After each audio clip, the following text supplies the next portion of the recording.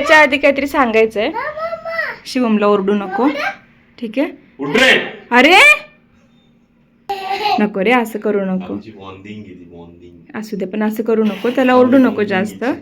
मला आहे ना या माणसावर अजिबात विश्वास नाही आहे बरं का. याचे ना पेशन्स लगेच संपतात शिवमच्या बाबतीत. म्हणून मी काय केलं, माझ्या मम्मी पप्पांना बोलवून घेतले की बाबा तुम्ही या 4 दिवस. हा ना उगाच शिवमला इथं ओरडत बसेल. चेष्टेचा भाग आहे, तो खरंच खूप छान सांभाळतो शिवमला. फक्त शिवमचं काय आहे, मी सोबत राहिले की तो जरा जास्त हट्टीपणा करतो, म्हणून त्याला लगेच राग येऊन जातो. सो माझी ट्रेन होती 8 वाजताची, इथं 7 वाजून गेलेत तरी आमची भांडणं चालू होती बरं का. सो फायनली आम्ही घरातून बाहेर पडलो आणि आमचे 2 मित्र आहेत ते आम्हाला मला सोडायला आले होते स्टेशनवरती. कारण असं कधीच झालेलं नाही आहे की मी चालली आहे आणि हे लोक मला सोडायला आले नाही तिथे ट्रेनपर्यंत. कारण येताना शिवमसोबत पण कोणीतरी लागतं ना, सो ते येतं आमच्यासोबत कायम. आणि आता इथे ना प्रत्येकजण आपापला किस्सा सांगतोय, तो आपण ऐकूया. की असं मी इथं उतरले दादरला. मग तिकीट वगैरे तू म्हणाला काय मला तिकीट काढ नकोस, कोण टीसी वगैरे कोण नसते.